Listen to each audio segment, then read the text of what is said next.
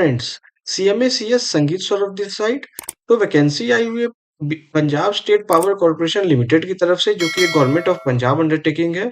और इसमें different post के लिए वैकेंसी आई हुई है, जैसे अकाउंट्स ऑफिसर की वैकेंसी आई हुई है, असिस्टेंट मैनेजर की वैकेंसी आई हुई है, रेवेन्यू अकाउंटेंट की वैकेंसी आई हुई है और इंटरनल ऑडिटर की वैकेंसी आई हुई है।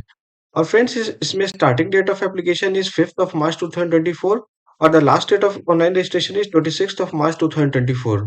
और फ्रेंड्स, जहाँ तक अकाउंट्स ऑफिसर का सवाल है, तो इसमें पे स्केल ₹47,600 पर मंथ का इसमें बेसिक होगा। इसके अलावा इसमें आपको डीए मिलेगा, एचआरए मिलेगा, अदर अलाउंस एंड परक्विजिट वगैरह मिलेगा। तो ये सब मिला के आप अप्रॉक्स आपकी सैलरी, ग्रॉस सैलरी रफली अराउंड ₹80,000 आसपास की आपकी हो जाएगी।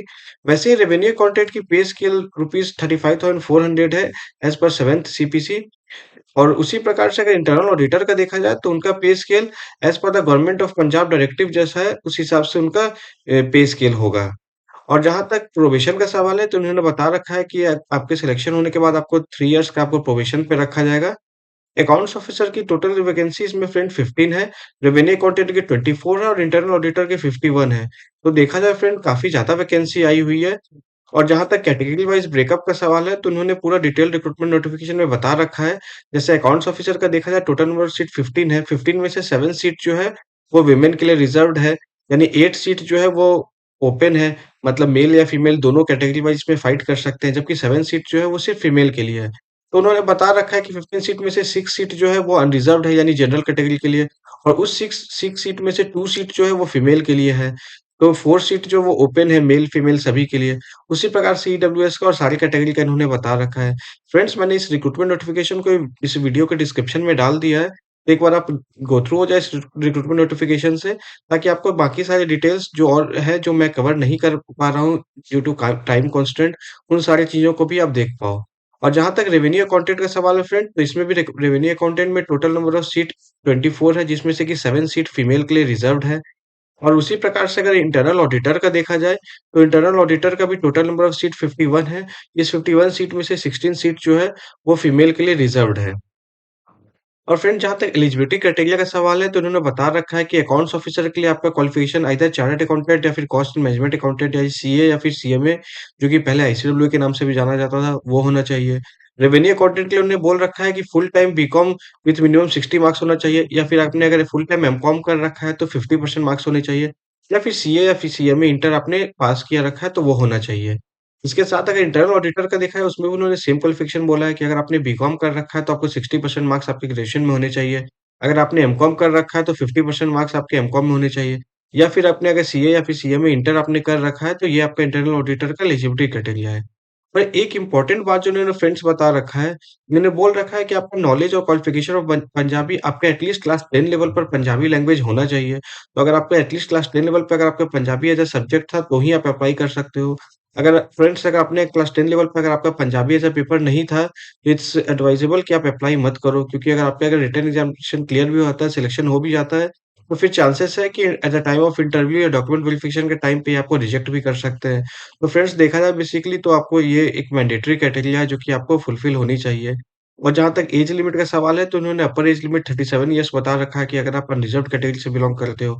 और वैसे ही, जैसे अगर आप रिजर्व्ड कैटेगरी से बिलॉन्ग करते हो, जैसे कि अगर आप एससी या फिर बैकवर्ड कास्ट से बिलॉन्ग करते हो, तो 5 इयर्स का एज रिलैक्सेशन है। तो इस केस में आपका 42 इयर्स आपका एज हो जाएगी अपर एज लिमिट। वैसे ही अगर आप पीएच से बिलॉन्ग करते हो, तो 10 इयर्स का इसमें एज लिमिट है। तो ये आपकी एज लिमिट की बात हो गई। और जहाँ तक एप्लीकेशन फ़ी का सवाल है, तो इन्होंने बता रखा है कि आपकी एप्लीकेशन फ़ी रुपीज़ 1416 होगी। हालाँकि अगर शेड्यूल्ड कास्ट से बिलॉन्ग करते हो या फिर पीडब्ल्यूडी से बिलॉन्ग करते हो, in that case your application fee will be rupees 885। और रिज़र्वेशन के बारे में भी इन्होंने बता रखा है कि अगर आप सिर्फ़ आपके पास पंजाब के अगर परमानेंट डोमिसाइल सर्टिफ़िकेट अगर आपके पास है, तो ही आपको रिज़र्वेशन का बेनिफिट मिलेगा। अगर आपके पास पंजाब डोमिसाइल सर्टिफ़िकेट नहीं है, तो फिर आप अनरिज़र्व्ड कैटेगरी में अप्लाई कर सकते हो। भले ही आप एसटी, एससी, ओबीसी, ईडब्ल्यूएस कुछ भी हो, आप रिज़र्व्ड कैटेगरी का रिज़र्वेशन का बेनिफिट आप नहीं उठा सकते हो, अगर आप permanent domicile of the state of Punjab अगर आप नहीं हो तो। और फ्रेंड्स, जहाँ तक स्कीम ऑफ एग्ज़ामिनेशन का सवाल है, तो उन्होंने बता रखा है कि आपके जो प्रोफ़ेशनल कोर्स या डिग्री रिलेटेड जो होगी, वो 70 मार्क्स की होगी। मतलब टेक्निकल पार्ट जो फाइनेंस अकाउंट्स से रिलेटेड जो होगी, वो 70 क्वेश्चन होगी, 1 मार्क्स ईच की होगी। वैसे ही जनरल नॉलेज के 10 क्वेश्चन होंगे 1 मार्क्स ईच के, लॉजिकल रीजनिंग, क्वांटिटेटिव एप्टीट्यूड्स के 10 क्वेश्चन होंगे 1 मार्क्स ईच के और जनरल इंग्लिश के 10 क्वेश्चन होंगे ये भी 1 मार्क्स ईच के, तो टोटल नंबर ऑफ क्वेश्चन आपके 100 हो जाएँगे। आपको 1 मार्क्स आपको करेक्ट आंसर का अवार्ड किया जाएगा, जबकि 1/4 यानी 0.25 मार्क्स आपके नेगेटिव मार्किंग में आपके काट लिए जाएँगे अगर आपने गलत आंसर अगर दिया। और एग्जामिनेशन का ड्यूरेशन 2 आवर्स का होगा। अगर आप रिजर्व्ड कैटेगरी से बिलॉन्ग करते हो तो आपको 45% मिनिमम लाना जनरल कैटेगरी से बिलॉन्ग करते हो तो 45% मिनिमम लाना मैंडेटरी है अगर आपको इस एग्जामिनेशन को गो थ्रू करना है। वैसे अगर आप रिजर्व कैटेगरी से बिलॉन्ग करते हो तो 35% आपका लाना मैंडेटरी आउट ऑफ 100 मतलब 35 मार्क्स लाना आपका मैंडेटरी है in order to qualify for the written test. तो फ्रेंड्स एक बार अपनी एलिजिबिलिटी क्राइटेरिया को आप देख लो। इसमें अगर मेन जो पॉइंट अगर देखी जाए फ्रेंड्स तो मेन पॉइंट इसमें एक ही है कि आप या तो सीए या सीएमए होने चाहिए या फिर सीए इंटर या सीएमए इंटर होने चाहिए या फिर बीकॉम या एमकॉम होने चाहिए विद 60% मार्क्स और 50% मार्क्स रिस्पेक्टिवली। लेकिन एक इम्पोर्टेंट जो बात इसमें फ्रेंड है जो कि इस कारण से बहुत सारे जो स्टूडेंट्स हैं वो शायद इस कंडीशन को फुलफिल नहीं कर पाए वो है पंजाबी लैंग्वेज। उन्होंने मेंशन कर रखा है कि मैट्रिकुलेशन लेवल पे आपका पंजाबी लेवल लैंग्वेज होना मैंडेटरी है। तो फ्रेंड अगर आपने मैट्रिकुलेशन लेवल पे आपने अगर पंजाबी कर रखा है, अगर आप पंजाब के अगर आपके पास डोमिसाइल है चंडीगढ़, पंजाब इन जगह के हैं या फिर आपने अगर अदर स्टेट से भी अगर आपने अगर एग्जामिनेशन अगर पास 10th लेवल या 12th लेवल आपने पास कर रखा है, लेकिन 10th में आपने पंजाबी एज़ अ पेपर आपका अगर था, तो फिर आप एलिजिबल हो इसे अप्लाई करने के लिए। तो in that case definitely you should apply for it क्योंकि इसमें कॉम्पिटिशन काफ़ी कम हो जाएगा क्योंकि उन्होंने पंजाबी लैंग्वेज का जो क्लॉज़ लगा दिया है। इस क्लॉज़ के कारण मैक्सिमम जो स्टूडेंट्स थे जो कि एलिजिबल थे इसे भरने के लिए, वे सारे लोग इनेलिजिबल हो जाएँगे तो कॉम्पिटिशन बहुत कम रहेगा। तो फ्रेंड्स एक बार अपनी एलिजिबिलिटी क्राइटेरिया को आप देख लें, अगर आप एलिजिबल हो इसे अप्लाई करने के लिए then definitely you should apply for this. Friends, this is all government job updates as of now.